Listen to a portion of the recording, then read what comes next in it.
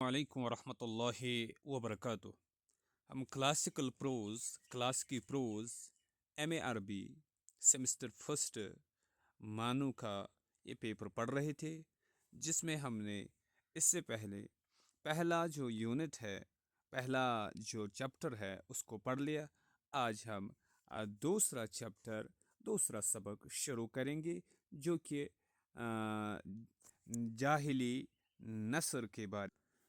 आज का हमारा मौजू है असरे जाहिली में अरबी नस्र। इसमें पहले हम मकसद देख लेंगे, तमहीद देख लेंगे, असरे जाहिली और अरबों के तजुर्बात, अरबों में तहरीर के आसार वगैरह, ये सारी चीज़ें आज हम देख लेंगे। शुरू करते हैं पहले तमहीद से। अरबी ज़बान एक तारीखी और कदीम ज़बान है। मुअर्रिखीन का एतराफ़ है कि इस ज़बान की जड़ें तारीख़ की गहराइयों में इतनी दूर तक पायवस्त है कि अंदाज़ा लगाना मुश्किल है कि इसका नुक्ते आगाज़ कहाँ है।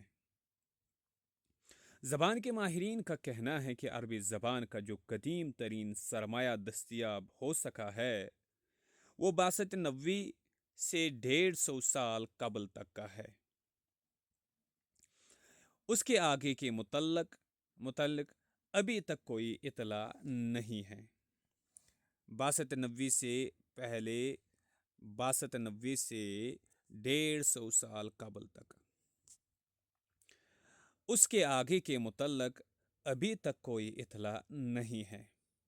तारीख के हवाले से अरबी ज़बान का जो भी सरमाया मौजूद है, इससे अंदाज़ा होता है कि ये ज़बान फ़िक्र व अदब के एतबार से मयारी सतह पर पहुँची हुई थी। अंदाज़ बयान में पुख्तगी और फसाहत पाई जाती है। चनाचे मुअर्रिखीन के हल्के में ये सवाल मुस्तकिल अहमियत का हामिल है कि अरबी ज़बान की इब्तिदा कब और कहाँ हुई। कराइन की बुनियाद पर माहिरीन ज़बान तस्लीम करते हैं कि ये ज़बान जज़ीरा नुमाए अरब में परवान चढ़ी और मक्का की सरजमीन में कबीले कुरैश की सरपरस्ती में इसको इम्तियाजी और मयारी मकाम हासिल हुआ। इस्लाम से कबल का ज़माना असर जाहिली कहलाता है। उस दौर के नसूस से मालूम होता है कि ये ज़बान रवां दवां और सरसब्ज़ व शादाब थी। अहले ज़बान अपने ख़यालात का बहुस्न व खूबी और वाज़े तौर पर इजहार करते थे। ज़बान के फ़हम व इदराक का मयार भी काफ़ी बुलंद था। ज़बान पर कुदरत और बयान में वसअत ने उनके अंदर इस कदर एतमाद पैदा कर दिया था कि वो खुद को अरब कहते थे, जिसके माना वो खुद को अरब कहते थे जिसका की माना है साहिब बयान, यानी हर मौजू पर इजहार ख्याल के लिए उन्हें कुदरत हासिल है। और जिस इलाके में ये ज़बान नहीं बोली जाती थी उसको अजम कहते थे, जिसके माना है गोंगों का इलाका। लफ्ज़ अजमी इसी से माखूज है, जिसके माने हैं गोंगा, यानी गैर अरब को इजहारी ख्याल पर कुदरत हासिल नहीं है। अहले अरब उसको इस बात पर फ़ख्र था अहले अरब को इस बात पर फ़ख्र था कि कुव्वत बयान के माहिर वही है, उनके पास बात को जिस अंदाज से चाहे पेश करने की सलाहियत मौजूद है। तारीखी तौर पर अगर जायज़ा लिया जाए तो इसमें हकीकत के आसार भी नज़र आते हैं। ज़बान नहायत शगुफ्ता और दिल आवेज़ है। उस ज़माने के नसूस बदरजे अतम इस इम्तियाजी शान की नुमाइंदगी करते हैं। तारीखी हवालों से یہ مسلم ہے کہ عصر جاہلی کے عرب زبان پر قدرت رکھتے تھے۔ ان کی زبان عربی تھی، نہایت فصیح زبان بولتے تھے۔ جاہلی دور سے منسوب واقعات اور قصے اس کی شہادت دیتے ہیں۔ اس میں کوئی شک نہیں کہ یہ قصے اور واقعات جاہلی دور میں تحریری شکل اختیار نہیں کر سکے۔ ان کی ترتیب اور کتابی شکل میں ان کی تدوین عصر عباسی میں عمل میں آئی۔ تاہم یہ کہانیاں سلسلہ وار نقل کی جاتی رہی، لہذا جاہلی دور کی زبان اور اس سے وابستہ خصوصی اسالیب بدستور باقی رہے۔ کہا جاتا ہے کہ اس عرصے میں ان واقعات کو نقل کرنے والے راویوں نے اپنے انداز اور اسلوب کا سہارا لیا، لہذا اندیشہ ہے کہ زبان میں تبدیلی واقع ہوئی ہو۔ لیکن زبان کے ماہرین اور میدان ادب کے ناقدین نے تسلیم کیا ہے کہ راویوں کے بدلنے سے واقعات کی زبان و حقیقت میں کوئی بڑی تبدیلی واقع نہیں ہوئی ہے، بلکہ پرانی زبان و اسلوب کو لوگ شوق سے نقل کرتے تھے، کیونکہ اس زبان میں کشش تھی، قوت تھی، فصاحت تھی، روانی تھی، جملوں میں متانت پائی جاتی تھی۔ عرب قوم زبان کی شائستگی کے اعتبار بازوق طبیعت کی حامل تھی، عمدہ بیانات اور اچھی تعبیرات کو ازبر کر لیتی تھی، اور چونکہ ان کے یہاں قلم کے مقابلے میں زبان اور قوت یاداشت کا استعمال زیادہ ہوتا تھا، اس لیے وہ پرانی تعبیرات محفوظ تھی۔ راوی جب ان قصوں کو نقل کرتا تھا تو واقعات کی اصل کو برقرار رکھتا تھا۔ عرب الفاظ و محاورات کے استعمال میں اور ان کی حفاظت میں احتیاط سے کام لیتے تھے، لہذا اس سلسلے میں مؤرخین نے جاہلی نثر کی روایات کو قابل اعتماد قرار دیا ہے، نیز اس دور کی فنی خوبیوں اور خصوصیات کا اعتراف کیا ہے۔ یہ بھی کہا جاتا ہے کہ یقیناً نثر جاہلی میں زبان و بیان کے اعتبار سے جاذبیت تھی، اور اسی وجہ سے یہ واقعات عرب قوم کے نزدیک توجہ کا ذریعہ بنے، اور رغبت و دلچسپی کے ساتھ انہوں نے ان واقعات کو نقل کیا۔ اس کے بعد عصر جاہلی۔ بعثت نبی صلی اللہ علیہ وسلم سے پہلے کے زمانے کو عصر جاہلی کہا جاتا ہے۔ اللہ کے پیغمبر محمد صلی اللہ علیہ وسلم کی بعثت غار حرا میں پہلی وحی مبارک سے ہوئی۔ اس وحی میں لفظ اقرا کے ذریعے علم و معرفت کا نور پھیلا۔ یہ جاننا ضروری ہے کہ عصر جاہلی میں لفظ جاہلی اس جہالت کے معنی میں نہیں ہے جس کے معنی غیر دانشمند یا نااہل ہے۔ لفظ جاہلی جہالت کے معنی میں نہیں ہے جس کے معنی غیر دانشمند یا نااہل ہے، بلکہ غصہ، بیوقوفی اور طیش کے معنی میں ہے، جو کہ لفظ اسلام کی ضد ہے۔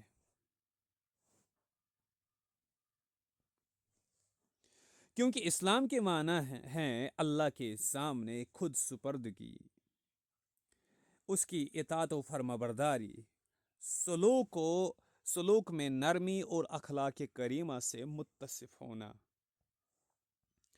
لفظ جہل اور جاہلیہ کا استعمال قرآن، حدیث اور عربی شاعری میں بھی ہوا ہے، جس کے معنی لا علمی اور نااہلی کے بجائے جوش، غصہ، طیش اور مزاج کی سختی لیے گئے ہیں۔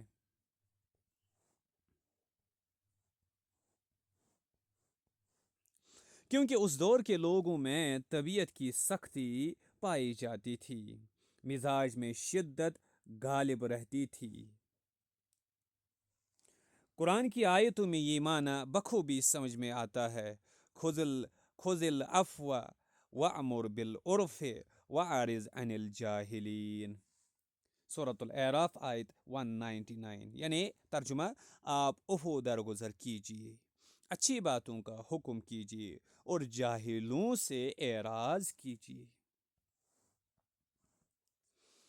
اس آیت میں جاہلوں کا استعمال عفو درگزر اور اچھی باتوں کے بالمقابل ہوا ہے۔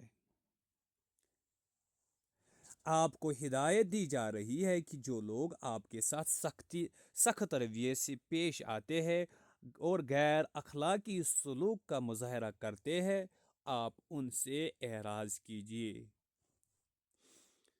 ایک دوسری آیت میں ارشاد خداوندی ہے، وَعِبَادُ الرَّحْمَنِ وَعِبَادُ الرَّحْمَنِ الَّذِينَ يَمْشُونَ عَلَى الْأَرْضِ هَوْنًا وَإِذَا خَاطَبَهُمُ الْجَاهِلُونَ قَالُوا سَلَامًا، سورۃ الفرقان آیت 63۔ ترجمہ، اور رحمان کے بندے وہ ہے جو زمین پر سنجیدگی اور وقار کے ساتھ چلتے ہیں، ان کے اندر نرمی اور بردباری ہوتی ہے، اور جب جاہل لوگ انہیں مخاطب کرتے ہیں تو وہ ان سے سلامتی کی بات کرتے ہیں۔ یہاں بھی لفظ جاہلون کا استعمال سنجیدگی اور وقار کے لوگوں کے بالمقابل ہوا ہے۔ چنانچہ معلوم ہوا ہے کہ جاہلوں سے ان پڑھ اور لا علم لوگ مراد نہیں ہیں۔ حدیث نبوی صلی اللہ علیہ وسلم میں آیا ہے کہ ایک مرتبہ حضرت ابو ذر رضی اللہ عنہ نے کسی شخص کو اس کی ماں کے واسطے سے آر دلایا تو آپ صلی اللہ علیہ وسلم نے حضرت ابو ذر رضی اللہ عنہ سے کہا، انک امرؤ فیک جاہلیہ، انک امرؤ فیک جاہلیہ، رواہ البخاری و مسلم۔ ترجمہ، تم ایسے آدمی ہو جس میں جاہلیت پائی جاتی ہے۔ عمر بن کلثوم جاہلی دور کا شاعر ہے۔ اپنے معلقہ میں جہل سے متعلق ایک شعر کہتا ہے، الا لا یجہلن احد علینا فنجہل فوق جہل الجاہلین، خبردار ہمارے خلاف کوئی تیش کا مظاہرہ نہ کرے، ورنہ ایسے احمقوں کے بالمقابل ہم بھی تیش میں آگے نکل جائیں گے۔ الا لا یجہلن احد علینا فنجہل فوق جہل الجاہلین۔ مذکورہ بالا نصوص میں لفظ جہل کا استعمال بیوقوفی، احمقانہ حرکت، غصہ اور تیش کے معنی میں ہوا ہے۔ اس لفظ کے معنی میں بت پرستی اور ایسے اخلاق بھی شامل ہے جن میں بے جا جوش، غضب اور انتقام کا مزاج اور اسلام کے حرام کردہ طریقہ کار کا ارتکاب جیسے عناصر ہو۔ اب اس کے بعد عربوں کے تجربات۔ عرب کی سرزمین میں گرچہ لکھنے پڑھنے کا ماحول عمومی طور پر نہیں پایا جاتا تھا، تاہم زندگی کے تجربات کے اعتبار سے وہ لوگ پیچھے نہیں تھے۔ ریگستان کے باشندے ہونے کی وجہ سے ضروریات زندگی کے لیے انہیں سفر کرنا پڑتا تھا۔ جو لوگ بدوی زندگی گزارتے تھے وہ کسی ایک جگہ مستقل قیام نہیں کرتے تھے، بلکہ موسم کے اعتبار سے جہاں کہیں چراگاہ و سبزہ نیز پانی کا انتظام دیکھا قیام کر لیتے تھے۔ جب سبزہ ختم ہو جاتا تو دوسری جگہ کی تلاش میں نکل جاتے تھے، اور جہاں کہیں سبزہ نظر آتا وہاں پڑاؤ ڈال دیتے تھے۔ اس طرح ان کی زندگی مستقل نقل و حرکت میں رہتی تھی۔ اس نقل و حرکت کی وجہ سے انہیں موسم کی تبدیلیوں کا خاصا علم حاصل تھا۔ ہواؤں کے جھونکوں سے موسم کی تبدیلی کا اندازہ لگا لیتے تھے۔ چنانچہ بارش کے آثار، چراگاہوں کے امکانات کا انہیں بخوبی اندازہ رہتا تھا۔ رات ہوتی تو آسمان کے نقشہ اور ستاروں کی حرکت سے احوال کی خبر حاصل کرتے تھے۔ رات میں سفر کرتے وقت منزل کی راہ کے لیے ستاروں سے رہنمائی حاصل کرنے کا فن انہیں معلوم تھا۔ دوران سفر حالات کے اتار چڑھاؤ کی وجہ سے ان کی زندگی میں تجربات کی کثرت تھی۔ باتوں میں حکمت اور دانشمندی جھلکتی تھی۔ دوست اور دشمن کے احوال بانپ کر متنبع ہو جاتے تھے۔ غرض کہ جاہلی دور کے عرب عمومی طور پر ناخواندہ ہونے کے باوجود بہت ساری خوبیوں اور خصوصیات کے مالک تھے۔ ان خصائص کا پتہ ہمیں ان کے نصوص سے ملتا ہے، جو کبھی اشعار کی شکل میں ملتے ہیں تو کبھی ضرب الامثال کی شکل میں، کبھی پند و نصائح کی شکل میں تو کبھی تقریروں اور خطابت کی شکل میں۔ عربوں میں تحریر کے آثار۔ حقیقت یہ ہے کہ مؤرخین کے پاس کوئی قطعی دلیل نہیں ہے جس کی بنیاد پر یہ کہا جائے کہ عصر جاہلی میں تاریخی یا ادبی تصنیفات موجود تھی۔ تاہم اس کا یہ مطلب نہیں کہ اس زمانے میں عربی تحریریں موجود نہیں تھیں۔ شوقی ضیف نے تبصرہ کرتے ہوئے بتایا ہے کہ حالیہ اکتشافات سے یہ بات سامنے آئی ہے کہ حجاز کے علاقے میں عربی تحریروں کا وجود تھا۔ یہ اکتشافات 6 صدی عیسوی کے احوال کا پتہ دیتے ہیں۔ حجاز کے علاقے سے آگے بڑھ کر لکھنے کا یہ عمل عرب کے دیگر صحرائی علاقوں میں پہنچا۔ جس وقت اسلام کا نور پھیلا اس وقت مکہ مکرمہ میں 17 کاتب موجود تھے اور مدینہ منورہ میں گیرا بدوی لوگوں میں جو لکھنا جانتے تھے ان میں اقسم بن سیفی کا نام آتا ہے، جو قبیلہ تمیم کا خطیب تھا اور بڑی حکمت والا تھا۔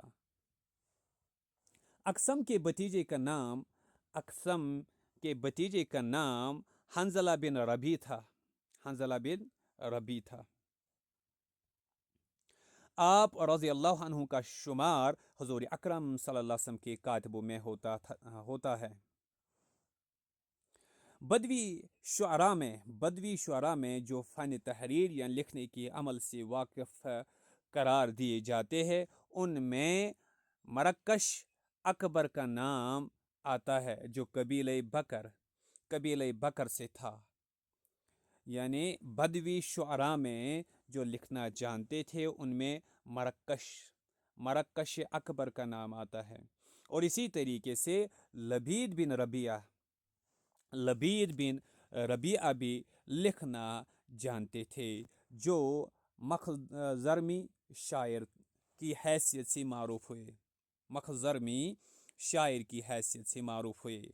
آپ رضی اللہ عنہ کا تعلق بنی عامر بن صعصع سے تھا۔ مرکش اکبر بدوی شعراء میں تھا جو قبیلہ بکر سے تعلق رکھتا تھا۔ اسی طریقے سے لبید بن ربیعہ بھی لکھنا جانتا تھا جو مخزرمی شاعر کی حیثیت سے معروف ہے، جو بنی عامر بن صعصع سے تھا۔ ان کے علاوہ کچھ احوال جاہلی دور کے شعراء سے بھی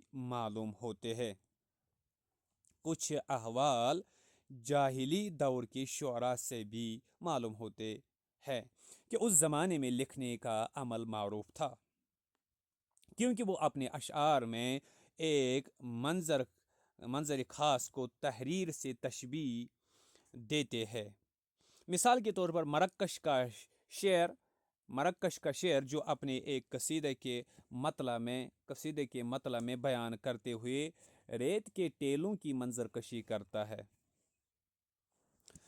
الدار کفر والرسوم کما رکش فی زہر الادیم کلم۔ ترجمہ: گھر تو ویران ہو گیا، الدار کفر ورسوم کما، تاہم اس کے آثار کچھ اس طرح رہ گئے، والرسوم کما رکش فی زہر الادیم قلم، اس طرح رہ گئے گویا قلم نے چمڑے پر نقش قائم کیے ہو۔ اس زمانے میں کاغذ کا وجود نہیں تھا تو لوگ چمڑے پر لکھا کرتے تھے۔ اس شعر سے اندازہ ہوتا ہے کہ اس وقت قلم کے ذریعے لکھنے کا عمل موجود تھا، کیونکہ قلم کے ساتھ چمڑے کا بھی تذکرہ کیا گیا ہے۔ لبید بن ربیعہ کا شعر جو معلقہ کے شروع میں آتا ہے، یہ صحابی رسول صلی اللہ علیہ وسلم ہیں۔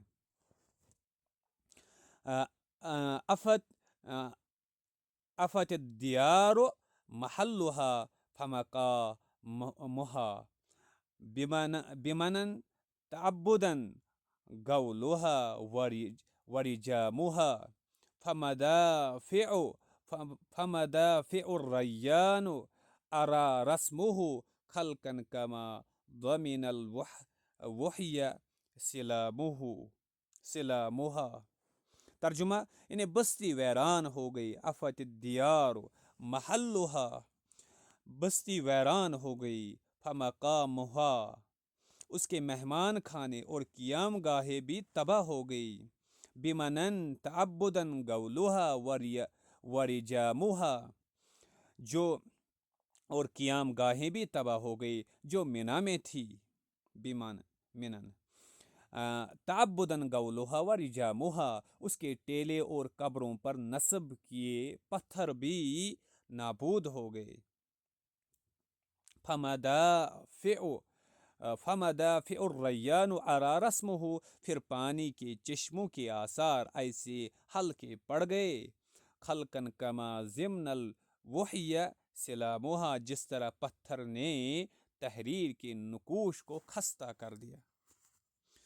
شاعر اس موقع پر اپنے دیار کے آثار مٹ جانے کا منظر پیش کر رہا ہے، بتا رہا ہے کہ زمانہ کی صبح و شام نے اس آبادی کو ایسا خستہ اور کمزور کر دیا ہے کہ اس کے کچھ ہی نشانات زمین پر باقی رہ گئے ہیں، جس طرح سفید پتھر پر تحریر کے بعد کچھ نقوش اور لکیروں کے علاوہ کچھ باقی نہیں رہتا۔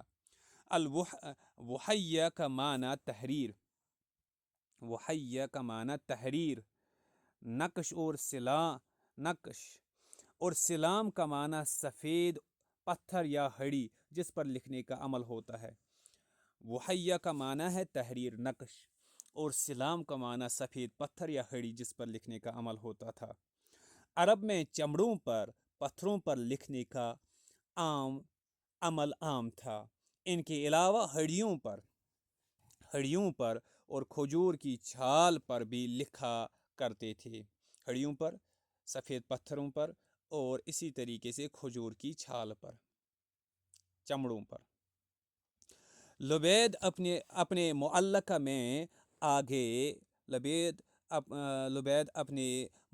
میں آگے مزید قلم کی تحریر سے تشبیہ دیتے ہیں۔ وجل السیول عن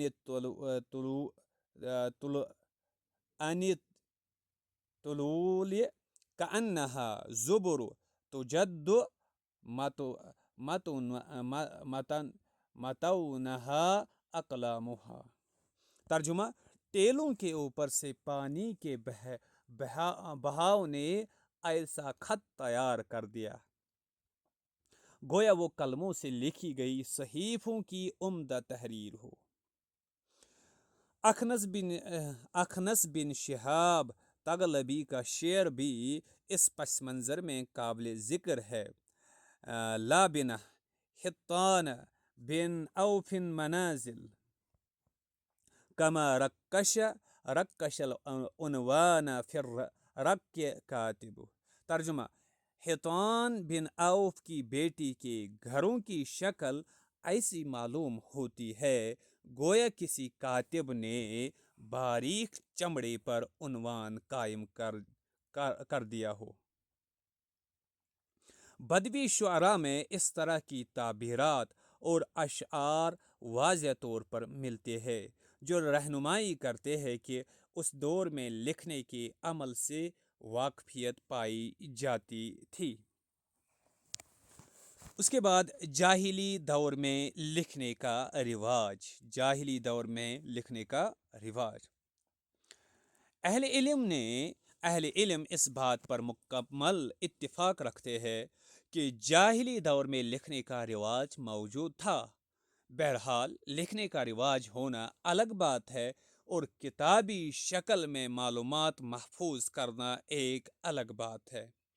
عرب لکھنا تو جانتے تھے لیکن لکھنے کا یہ عمل بہت محدود تھا۔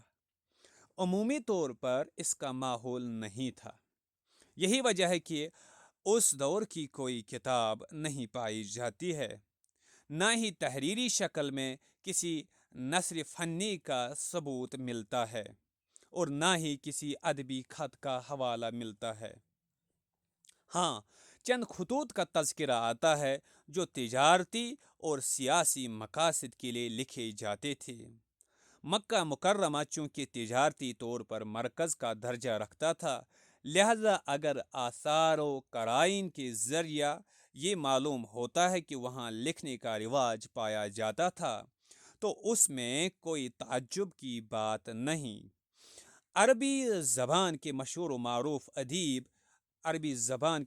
معروف ادیب جاحظ نے اپنی کتاب الحیوان میں تذکرہ کیا ہے کہ اس زمانے میں عرب سیاسی اغراض کے لیے معاہدے تحریر کرتے تھے۔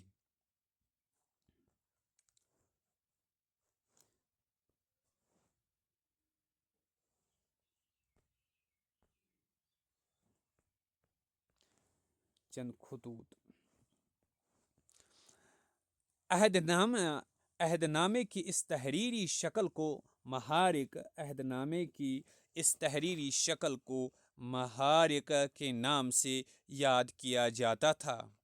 محارق کا تذکرہ حارث بن حلزہ کی شاعری میں بھی آیا۔ محارق کا تذکرہ حارث بن حلزہ کی شاعری میں بھی آیا ہے۔ اپنے معلقہ میں بکر و تغلب کے درمیان معاہدہ کے حوالے سے کہتا ہے: وَاذْكُرُوا حِلْفَ ذِي الْمَجَازِ وَمَا قُدِّمَ فِيهِ الْعُهُودُ وَالْقُفَلَاءُ حَذْرَ الْجَوْرِ وَالتَّعَدِّي وَأَهْلِهِ كُزَّ مَا فِي الْمَحَارِقِ الْأَهْوَاءُ۔ ترجمہ: اور یاد کرو بازار ذوالمجاز میں معاہدہ کو، اور جو بھی عہد و پیمان ہوئے، اور گواہوں کو۔ ظلم و ستم کے خوف سے یہ معاہدہ ہوا کہ کہیں عہد شکنی نہ کر بیٹھے، اور کیا معاہدہ کے دستاویزات کو نفس پرستی ختم کر سکتی ہے؟ عرب دراصل تجارت پیشہ قوم کی حیثیت سے معروف رہے ہیں۔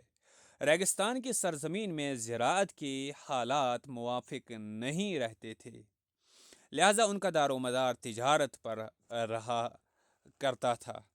تجارتی میدان میں عرب حضرات کو گراں قدر مہارت حاصل رہی ہے، اس لیے تجارتی غرض سے لکھنے کے عمل کو اہمیت کی نگاہ سے دیکھا جاتا تھا تاکہ کاروباری معاملات اہمیت کے پیش نظر ضبط تحریر میں آ جائے۔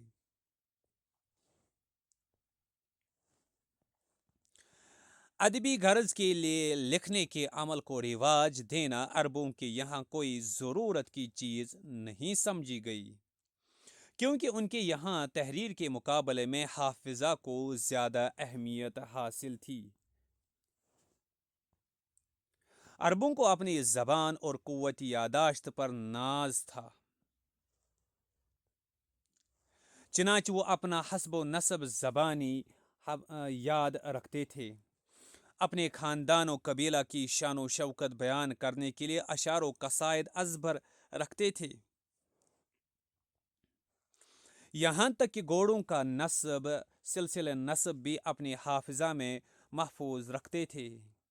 یہی وجہ ہے کہ اس زمانے کی کوئی تحریر کردہ کتاب دستیاب نہیں ہے، اور نہ ہی فنی طور پر تیار کردہ کسی ادبی مجموعہ یا ادبی دستاویز کا ثبوت موجود ہے۔ عربوں کے یہاں تکلف یا تصنع کا مزاج نہیں پایا جاتا تھا۔ شاعری وہ اپنی طبیعت کے تقاضے سے کرتے تھے، نہ کہ اپنے اوپر جبر و تکلف کے ذریعے۔ فصاحت و بلاغت ان کی زبان میں عام طور سے رائج تھی۔ زبان کے معیار اور فنی خصوصیات سے ہر طبقہ کے لوگ محفوظ ہوتے تھے۔ زبان کی فنی خصوصیات عام ہونے کی وجہ سے اس کی ضرورت محسوس نہیں کی گئی کہ ادبی شہپارے یا خوبصورت عبارتیں لکھ کر محفوظ کر لیے جائے۔ صحیفوں کا وجود یوں تو کسی ادبی تصنیف یا مجموعہ کی شکل نہیں ملتی ہے، تاہم صحیفوں کے متعلق روایات میں تذکرہ آتا ہے۔ تاریخی طور پر اس کا ثبوت ملتا ہے کہ نبی اکرم صلی اللہ علیہ وسلم کی بعثت کے زمانے میں سوید بن سامت کا نام کا ایک شخص حج یا عمرہ کی غرض سے مکہ مکرمہ میں حاضر ہوا۔ اللہ کے رسول صلی اللہ علیہ وسلم کو اس کی آمد کی خبر ملی تو آپ صلی اللہ علیہ وسلم اس کے پاس گئے اور اسے اسلام کی دعوت دی۔ سوید نے آپ صلی اللہ علیہ وسلم سے کہا کہ جو چیز آپ کے پاس ہے میرے پاس بھی ویسی چیز موجود ہے۔ آپ نے پوچھا کہ تمہارے پاس کیا ہے؟ اس نے کہا مجلّہ لقمان۔ آپ صلی اللہ علیہ وسلم نے کہا اسے میرے سامنے پیش کرو۔ سوید نے اس کلام کو آپ صلی اللہ علیہ وسلم کے سامنے پیش کیا۔ آپ صلی اللہ علیہ وسلم نے فرمایا یقیناً یہ ایک اچھا کلام ہے، لیکن جو میرے پاس ہے وہ اس سے بھی بہتر کلام ہے۔ وہ قرآن ہے جسے اللہ تعالیٰ نے مجھ پر نازل فرمایا ہے۔ یہ سراسر ہدایت ہے اور سراپا نور ہے۔ پھر آپ صلی اللہ علیہ وسلم نے قرآن کی آیتیں پڑھ کر اسے سنائی۔ اس کے بعد آپ صلی اللہ علیہ وسلم نے اسے اسلام کی دعوت دی، لیکن وہ ٹس سے مس نہیں ہوا۔ بہرحال اس نے اتنا کہا کہ یہ ایک اچھا کلام ہے۔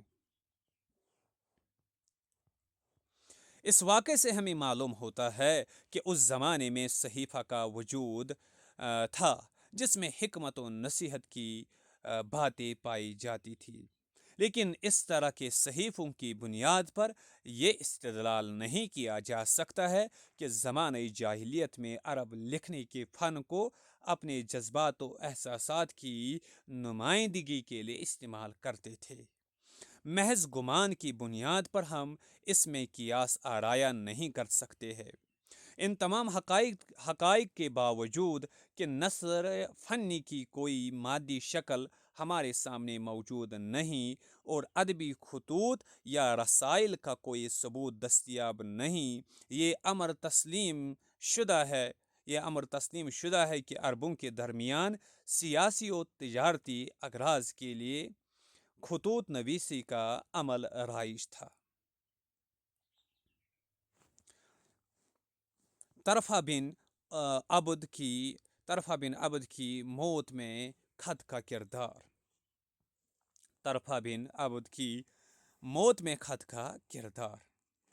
طرفہ بن عبد جاہلی دور کا ایک شاعر ہے۔ 539 عیسوی میں اس کی پیدائش ہوئی اور 564 میں ईस्वी में उसका कत्ल हुआ। मौत का ये वाक़ा आप सल्लल्लाहु अलैहि वसल्लम की हिजरत से 60 साल कबल पेश आया। हिजगोई में मशहूर था, ताहम उसके अशआर में फहश कलामी नहीं होती थी, बल्कि शेर की शक्ल में हिकमत की बातें उसकी ज़बान से निकलती थी। ज़बान का बड़ा तेज़ तर्रार था। एक मौके पर अमर बिन हिंद की मजलिस में बैठा था। मुसैयब बिन अलस नामी एक शायर भी वहाँ मौजूद था। उसने एक कसीदा पढ़ा। तरफा बिन अब्द ने उसके शेर में नुक्स निकाला, जिसकी वजह से मुसैयब को गुस्सा आ गया। उसने कहा, इस लड़के को इसकी ज़ुबान मार डालेगी। ये पेशन गोई सही साबित हुई। वो अपनी ज़ुबान की वजह से कत्ल कर दिया गया। उसके कत्ल में खत का इस्तेमाल किया गया था। वाक़ा ये है कि एक मौका पर तरफा ने अमर बिन हिंद और उसके भाई काबूस की शेर के ज़रिए बुराई बयान की। अमर बिन हिंद उस वक़्त वहाँ मौजूद नहीं था। अमर चूँकि बादशाह था, ताकत और ज़ोर बाजू में शोहरत याफ्ता था, लिहाजा किसी को हिम्मत नहीं हुई कि उसके सामने कसीदे का तज़किरा करे। इत्तेफाक कुछ ऐसा हुआ कि अमर बिन हिंद एक मर्तबा शिकार खेलने के लिए निकला तो बहुत दूर चला गया। चुनांचे उस दौर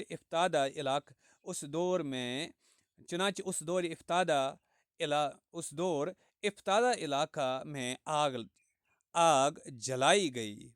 गोश्त बोन कर खाने का दौर चल रहा था।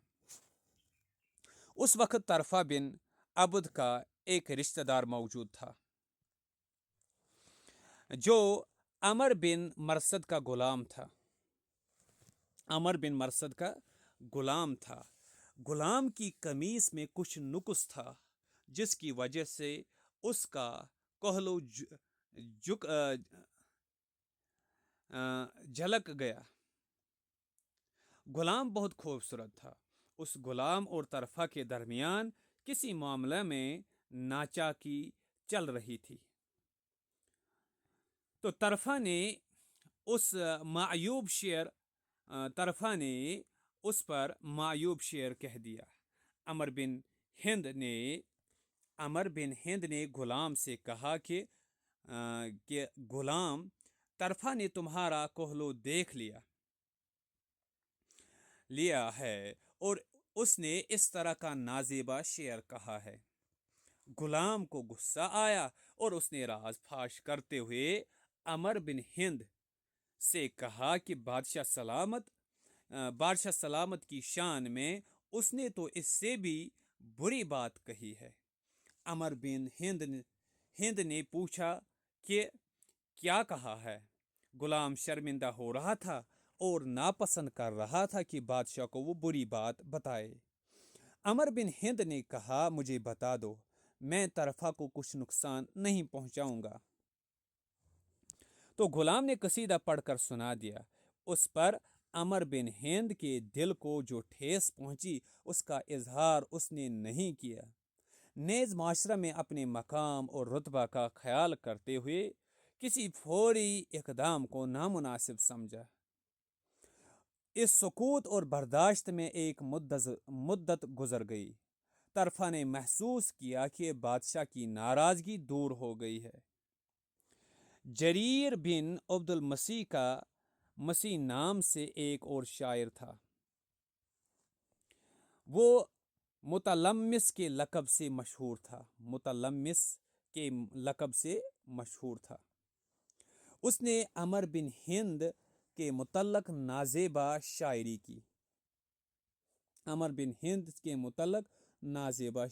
की थी। अमर बिन हिंद ने अमर बिन हिंद ने तरफा और अलमुतलम्मिस दोनों से मोहब्बत और दिलजोई का सलूक किया ताकि दोनों मानूस हो जाए। एक अरसा तक दोनों को अपने साथ रखा। फिर एक दिन अमर बिन हिंद ने इन दोनों से कहा कि मुद्दत हो गई, अब तुम दोनों शायद अपने घर वालों से मिलने की ख्वाहिश कर रहे हो गए होंगे। दोनों ने कहा हाँ। अमर बिन हिंद ने बहरीन व हिजर मौजूदा अल इहसा के इलाके में अपने गवर्नर के पास, जिसका नाम रबिया बिन हारिस अल अबदी था, ये भी कहा जाता है कि उसका नाम अल मुकअबर था, इन दोनों को रवाना किया। साथ ही एक खत लिखकर उन दोनों के हवाला कर दिया। जब हेरा से करीब किसी जगह ये लोग पहुंचे तो देखा कि एक बूढ़ा शख्स उसके हाथ में रोटी का एक टुकड़ा है, वो खा रहा है और साथ ही कुछ ऐसा अमल कर रहा है जिससे तबीयत मुकद्दर हो जाए। मुल्तमिस ने उससे कहा कि खुदा की कसम, तुमसे बड़ा अहमक और कम अक्ल मैंने नहीं देखा। तुम किस कदर नाजेबा अमल कर रहे हो। उस पर उस शख्स ने जवाब दिया कि मुझसे बड़ा अहमक वो शख्स है जो अपने हाथों से अपनी मौत का सामान तैयार कर रहा है और उसे उसकी खबर भी नहीं। मुल्तमिस चौकन्ना हो गया। हीरा के बाद बाशिंदों में हीरा के बाशिंदों में से एक लड़का उसे मिला। मुल्तमिस ने उससे पूछा, तुम पढ़ना जानते हो? लड़के ने कहा हाँ। मुल्तमिस ने उससे पूछा, तुम पढ़ना जानते हो? उस लड़के ने कहा हाँ। हाँ। मुल्तमिस ने फौरन खत खोला और उसके हवाला कर दिया। उस लड़के ने उस खत पर नज़र दौड़ाई और कहा, मुल्तमिस की मौत पर उसकी माँ मातम करेगी। मुल्तमिस की मौत पर उसकी माँ मातम करेगी। फिर खत पढ़कर उसने उसको सुनाया कि जब तुम्हारे पास मुल्तमिस पहुँचे तो उसके दोनों हाथ और दोनों पैर काट देना, नेज़ उसे दफन कर देना। मुल्तमिस ने इस खत को एक दरिया में फेंक दिया जिसका नाम काफिर था।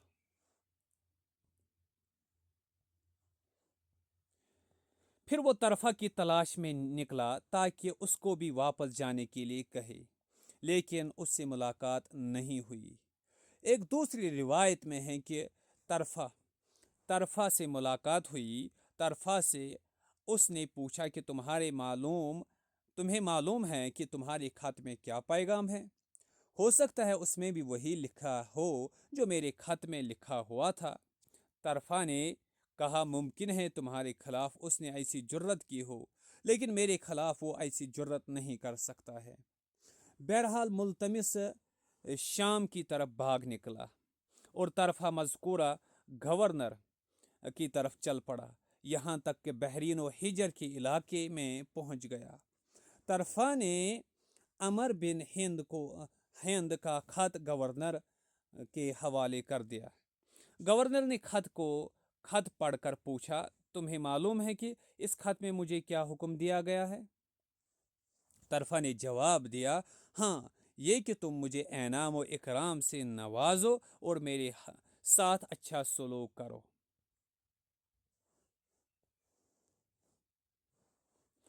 गवर्नर ने कहा, मेरे और तुम्हारे बीच मामू का यानी नानी रिश्ता है। मैं इसका लिहाज कर रहा हूँ।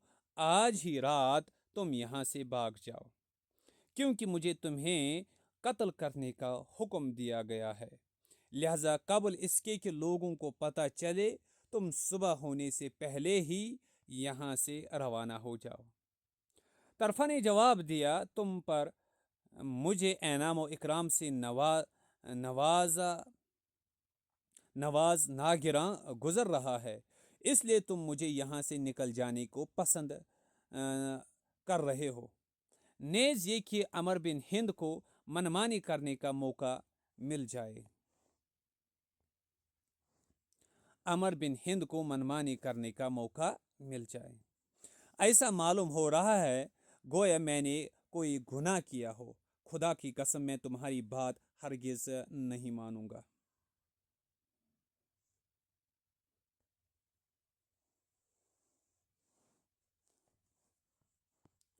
جب صبح ہوئی تو اس نے طرفہ کو گرفتار کرنے کا حکم صادر کر دیا۔ قبیلہ بکر بن وائل کے لوگ آئے انہوں نے پوچھا کیا طرفہ آیا ہے؟ بحرین کے گورنر نے طرفہ کو حاضر کرنے کا حکم دیا۔ سب کے سامنے بادشاہ عمر بن ہند کا خط پڑھ کر سنایا گیا۔ پھر گورنر نے طرفہ کو آزاد کر دیا اور اس کے قتل کو نظر انداز کر دیا۔ ساتھ ہی عمر بن ہند کو گورنر نے خط لکھ کر بھیجا کہ میں اس کو قتل نہیں کروں گا۔ اس کے بعد عمر بن ہند نے بنی تغلب کے ایک شخص کو جس کا نام عبد ہند بتایا جاتا ہے خط دے کر روانہ کیا اور اس کو بحرین کا گورنر بھی مقرر کر دیا۔ یہ بہت ہی بہادر اور دلیر شخص تھا۔ اسے طرفہ قتل کرنے کا حکم دیا گیا۔ ساتھ ہی ساتھ ربیہ بن حارث العبدی کو قتل کرنے کا حکم دیا گیا۔ اسے طرفہ قتل کرنے کا حکم دیا گیا، ساتھ ہی ساتھ ربیہ بن حارث العبدی کو قتل کرنے کا حکم دیا گیا۔ عبد ہند بحرین پہنچا، بحرین کے باشندوں کے سامنے حکم نامہ پڑھ کر سنایا۔ اس طرح ربیہ بن حارث العبدی کی جگہ عبد ہند بحرین کا گورنر بن گیا۔ عبد ہند نے طرفہ کے قتل کی تدبیر شروع کر دی۔ قبیلہ عبد قیس کے ایک شخص جس کا نام ابو ریشہ بتایا جاتا ہے قتل کی ذمہ داری سونپی۔ ابو ریشہ نے طرفہ کو قتل کر ڈالا۔ اس کی قبر ہجر میں مشہور ہے جو قبیلہ قیس بن ثعلبہ کی سرزمین ہے۔ اس واقعہ میں کئی جگہ خطوط کا استعمال ہوا، لہذا واضح اشارہ ملتا ہے کہ اس زمانے میں خطوط نویسی رائج تھی۔ اب نثر جاہلی میں قصوں اور کہانیوں کا تذکرہ۔ اہل زبان کے نزدیک یہ امر تسلیم شدہ ہے کہ عصر جاہلی کے عرب قصے اور کہانیوں میں گہری دلچسپی رکھتے تھے۔ صحرائی زندگی میں خالی اوقات کو اس طرح کی سرگرمیوں میں استعمال کرنے کی رغبت ان کے اندر پائی جاتی تھی۔ جب شام ہو جاتی تو قصوں کی مجلسوں میں شرکت کی غرض سے لوگ پہنچتے تھے۔ صحرائی خیموں میں سے کسی خیمے میں جہاں کسی نے یہ کہنا شروع کیا کہ واقعہ کچھ اس طرح پیش آیا، فوراً لوگوں کے کان اس طرف متوجہ ہو جاتے تھے۔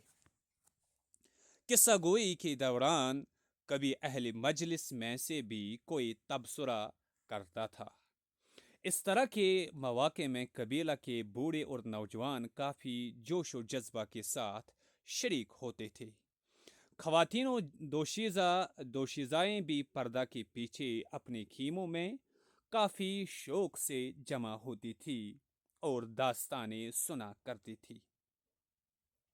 اس میں کوئی شک نہیں کہ قصہ گو اس طرح کی حکایتوں کے تذکرہ میں اپنی طرف سے اپنے خیال اور کبھی فن قصہ گوئی کی بنیاد پر واقعہ میں اضافہ یا تبدیلی بھی کرتے ہوں تاکہ سامعین کی توجہ پوری طرح برقرار رہ سکے۔ کہانی کے پیچ و خم سے ان کے قلوب بھی متاثر ہو سکے، ان کے اندر کیفیت میں اتار چڑھاؤ بھی آئے، کبھی خوف کا منظر آئے، کبھی انتقام کی رغبت بیدار ہو، کبھی سنجیدگی کا سما چھا جائے، کبھی کہا کی گونج سنائی دے، کیونکہ کہانی بیان کرنے والا سامعین کی آنکھوں کی چمک سے شوق و ولولہ کا اندازہ لگاتا ہے۔ واقعہ کے نشیب و فراز سے گزرتے ہوئے سامعین ہر لمحہ اگلے موڑ کی تجسس میں ڈوب جاتے ہیں۔ ان امکانات کا اظہار کرتے ہوئے ڈاکٹر شوقی ضیف نے تبصرہ کیا ہے کہ بہرحال ان قصوں کی اصل کے متعلق بحث کرنا دشوار ہے۔ عباسی دور کے راویوں اور زبان کے ماہرین تک کچھ کہانیوں کے متعلق معلومات پہنچی تو انہوں نے انہیں یکجا کر دیا۔ اس احتمال کی نفی نہیں کی جا سکتی ہے کہ عصر جاہلی سے لے کر دوسری صدی ہجری تک ان قصوں کے پہنچنے میں تحریف و تغیر واقع ہوئے ہوں گے، کیونکہ اس دوران ایک لمبا عرصہ گزر چکا ہے۔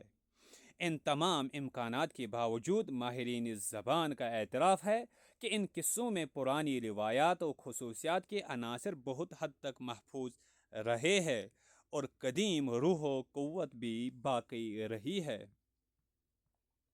عباسی دور کے راویوں نے جن قصوں کو قلم بند کیا ہے اور جن کہانیوں کا تدوین کر کے آئندہ کی صدیوں تک پہنچایا ہے، ان کے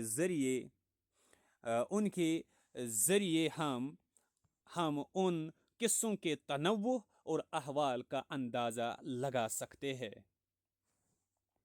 عصر جاہلی میں قصوں کی نوعیت۔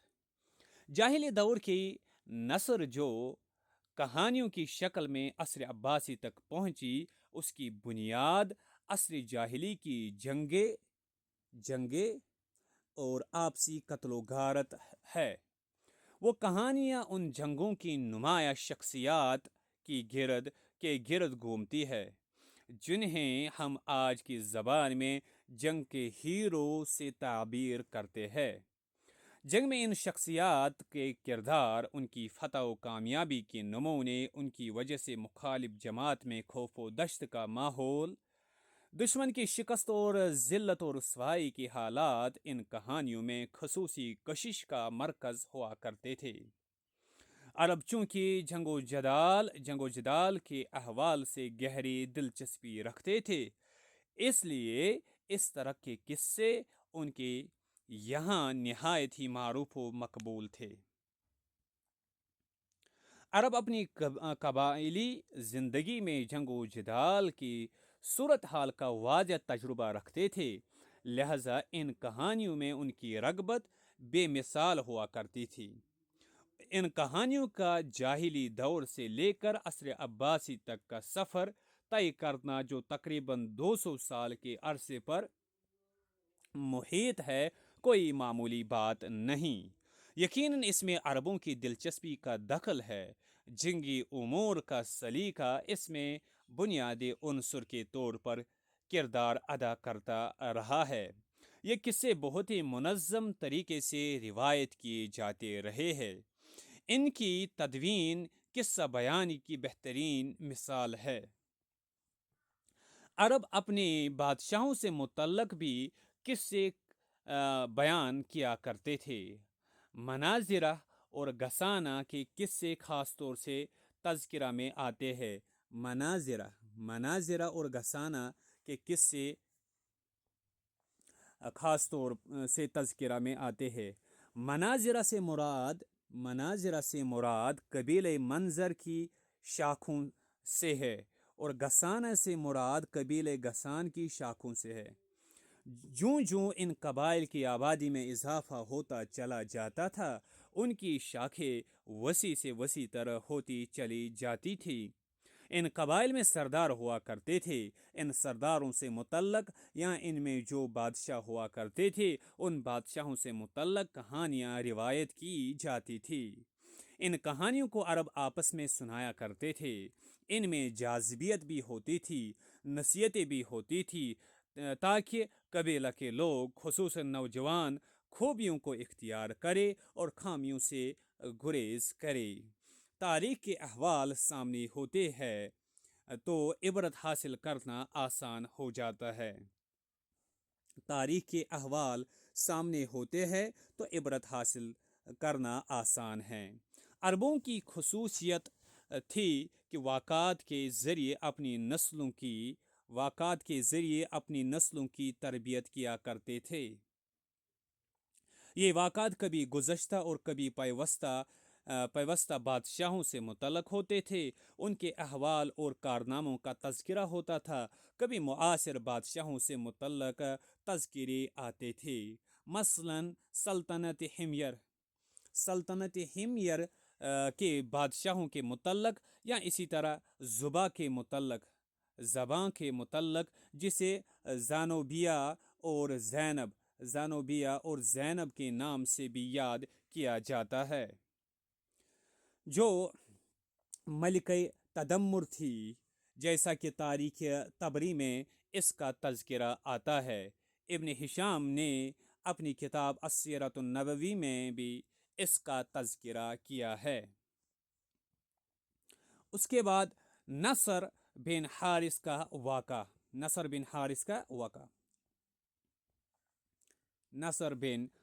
واقعہ۔ عرب جس طرح اپنے بادشاہوں کے واقعات بیان کرتے تھے، اپنے قبیلہ کی ممتاز شخصیتوں کی خوبیاں بھی بیان کرتے تھے۔ اسی طرح اپنے اطراف کے قبائل اور قوموں کے واقعات بھی سنایا کرتے تھے۔ اپنے اطراف کے قبائل اور قوموں کے واقعات بھی سنایا کرتے تھے۔ وہاں کے بہادروں اور جسارت پسند لوگوں کے احوال بیان کیا کرتے تھے۔ السیرۃ النبوی میں درج ہے کہ نضر بن حارث کا شمار قریش کے شرپسندوں میں ہوتا تھا۔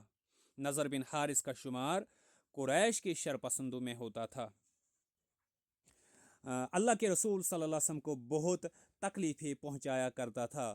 آپ صلی اللہ علیہ وسلم کے خلاف دشمنی کا ماحول تیار کرتا تھا۔ اس نے ایک مرتبہ ہیرا کا سفر کیا۔ وہاں اس نے ملک فارس کے بادشاہوں کے متعلق باتیں معلوم کی۔ اسی طرح رستم اور اسفندیار کے واقعات بھی سنے اور انہیں یاد کیا۔ جب وہ مکہ واپس آیا اور دیکھا کہ اللہ کے رسول صلی اللہ علیہ وسلم اپنی مجلس میں اللہ کی باتیں بتا رہے ہیں، گزشتہ قوموں پر اللہ کے عذاب کا تذکرہ کر رہے ہیں، نیز غضب الہی سے بچنے کی تلقین کر رہے ہیں، تو آپ صلی اللہ علیہ وسلم کی مجلس کے بعد وہ اپنی مجلس لگاتا تھا اور کہتا تھا، اے قریش کے لوگو، اللہ کی قسم میں ان سے بہتر واقعات سناؤں گا۔ تم لوگ میرے پاس آؤ، میری بات ان کی بات سے زیادہ اچھی ہوگی۔ اس اعلان کے ساتھ مجمع اکٹھا کر کے کبھی فارس کے بادشاہوں کی کہانیاں سنایا کرتے تھے، کبھی رستم اور اسفندیار کے تذکرے چھیڑتا تھا۔ اس کے بعد المراکش الاکبر کا تذکرہ۔ عربوں میں کہانیاں اس قدر رائج تھی کہ تاریخ کی کتابوں میں ان کا ذکر بکثرت آتا ہے۔ شعراء نے بھی ان پر شاعری کی، ادیبوں نے ان موضوعات پر ادبی ترتیب دی ہے۔ اس پس منظر میں الاغانی کے صفحات پر نظر دوڑائی جائے تو ایسی کہانیاں بکثرت ملتی ہے۔ ان کہانیوں کی فہرست میں جذباتی لگاؤ، عشق و محبت کی داستانیں بھی بڑی تعداد میں سامنے آتی ہے۔ مثال کے طور پر مراکش اکبر کا قصہ، اس کی معشوقہ اسما अस्मा बिनत औफ के नाम से मारूफ थी। मरकश अकबर उससे बहुत मोहब्बत करता था, हालांकि उस वक़्त वो महज नौ उम्री के मरहले में था। उसने अपने बाप के ज़रिए अस्मा को शादी का पैगाम देने की कोशिश की, लेकिन बाप ने ये उज़्र करके टाल दिया कि अभी तुम बच्चा हो, अभी तुम्हारी शादी की उम्र नहीं हुई। मरकश अपनी शुजाअत मरकश अपनी शुजाअत और बहादुरी में उस वक़्त तक कोई शोहरत मरकश अपनी शुजाअत और बहादुरी में उस वक़्त तक कोई शोहरत भी हासिल नहीं कर सका था। फिर कुछ ऐसी सूरत हाल पेश आई कि मरकश को किसी बादशाह के यहाँ जाना हुआ। वहाँ उसने बादशाह की तारीफ की। चनाचे बादशाह ने उसे अपने पास ठहरा लिया। एक ज़माना गुजर गया। इसी असना में अस्मा के बाप औफ पर तंगदस्ती की हालात आ गए। परेशानी और मजबूरी के इस आलम में उसके पास एक शख्स आया, माल का लालच दिया, तो बाप ने अपनी बेटी अस्मा की 100 ऊँट के इवज उससे शादी कर दी। वो अस्मा को अपने घर ले गया। मरकश को इसकी खबर नहीं हुई।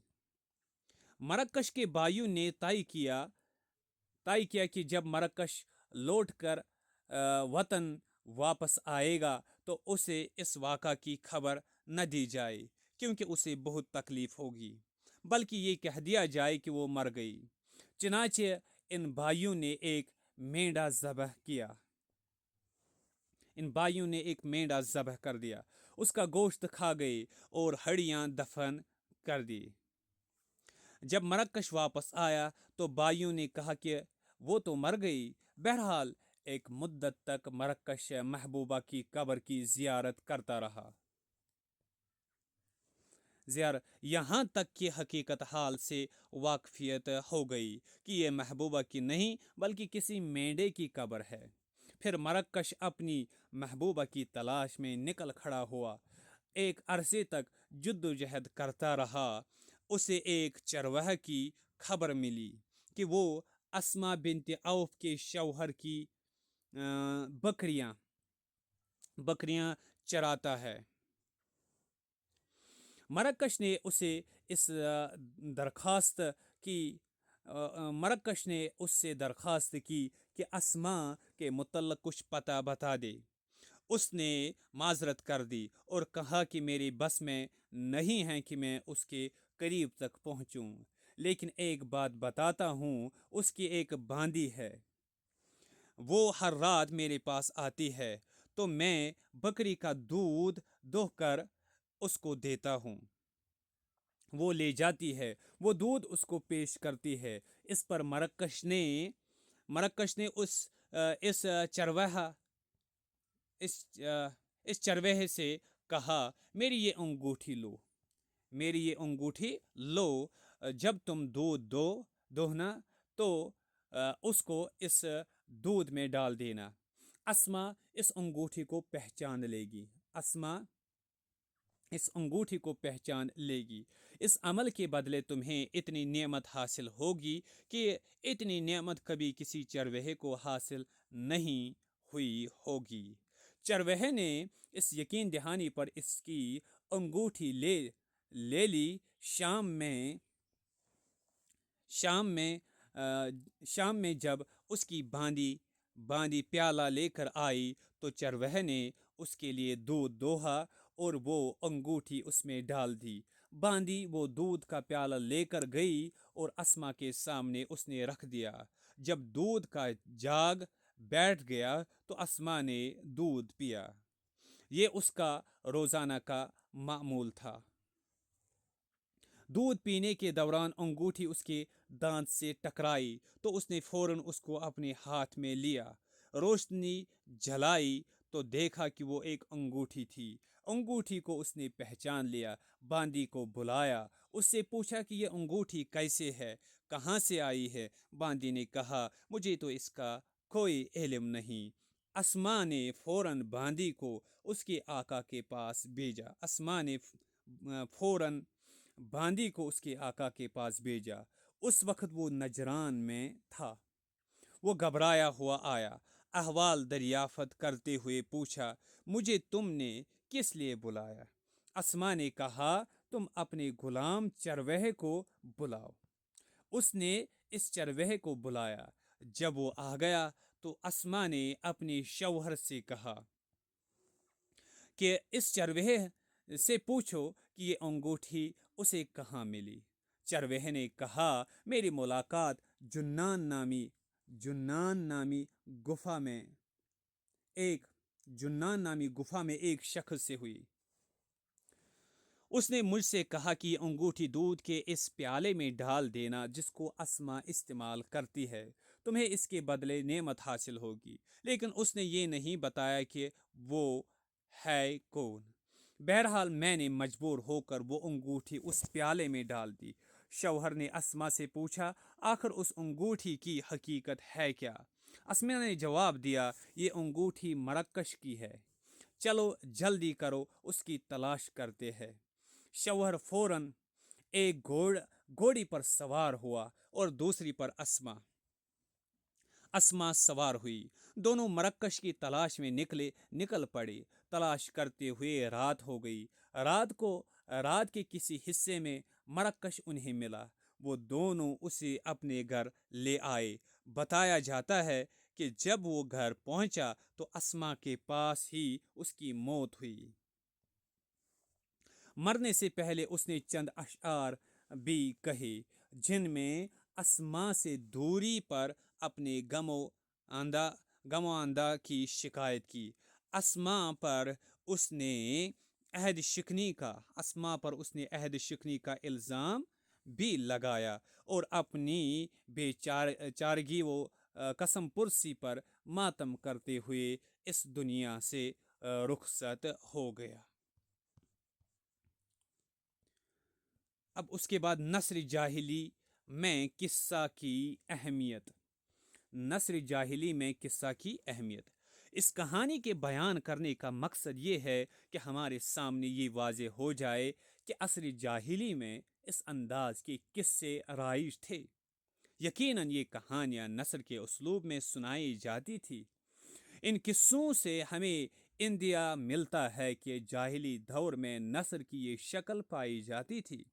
लेकिन इन किस्सों को फ़न की हैसियत से तहरीरी शक्ल में महफूज करने का मिजाज नहीं था, क्योंकि अरबों को अपने बयान और हाफिज़ा पर ज़्यादा एतमाद था।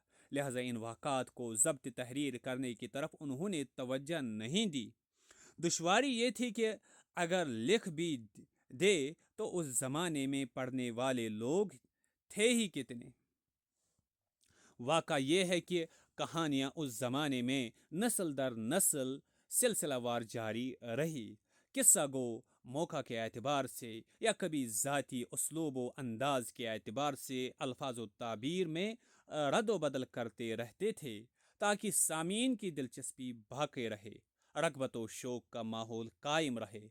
कभी इन कहानियों के बीच ज़रबुल अमसाल का भी इस्तेमाल करते थे, लेकिन कहानी की असल और उसकी रूह बाकी रहती थी।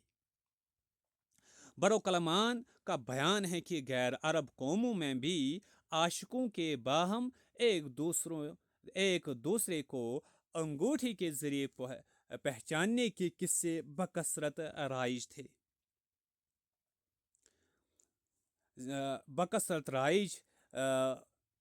आशिकों बरो कलमान का बयान है गैर अरब कौमों में भी आशिकों के बाहम एक दूसरे को अंगूठी के ज़रिए पहचानने के किस्से बकसरत राइज थे। इससे मालूम होता है कि जाहिली दौर के किस्सों में गैर अरब कौमों में मारूफ इश्क व मोहब्बत की दास्तानों के अनासिर शामिल थे। इनके अलावा दीगर नवियत की दास्तानें भी अरब कौम तक पहुँच चुकी थी, जिनका ताल्लुक जानवरों के वाक़ात से था। مثلاً سانپ اور کلہاڑی کی داستان، جیسا کہ مفضل الزبی نے روایت کی ہے۔ ابھی تک جو کچھ اس سبق میں، اس لیسن میں ہم نے پڑھا ہے، اس کے سلسلے میں کچھ سوالات ہیں آپ کے لیے۔ آپ ان کے آنسر جاننے کی کوشش کیجیے، اور باقی ان کے آنسر الگ سے بھی ہم انشاءاللہ پیش کریں گے۔ معلومات کی جانچ: کس زمانے کو عصر جاہلی کے نام سے یاد کیا جاتا تھا؟ نبی وسلم کے مبعوث پیغمبر بننے سے پہلے کے زمانے کو۔ کیا عرب بالکل ہی نااہل تھے یا ان کے پاس تجربات تھے؟ نہیں، عرب بالکل ہی اہل نہیں تھے، بلکہ ان کے پاس تجربے تھے۔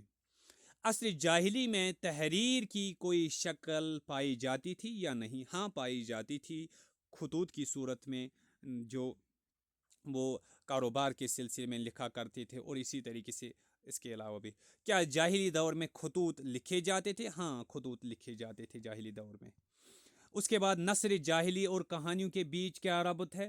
ہاں، نثر جاہلی میں یعنی کہانیاں، یعنی جاہلی دور میں کہانیاں سنایا کرتے تھے، لیکن ان کے باضابطہ لکھنے کا طریقہ نہیں تھا، اور یہ جاہلی نثر میں یہ کہانیاں پائی جاتی تھی، عشق و عاشقی کے بارے میں، اور اسی طریقے سے جانوروں کے بارے میں، جنگوں کے بارے میں قصے ہوا کرتے تھے، نثر ہوا کرتے تھے، یہاں اسی طریقے سے اور بھی۔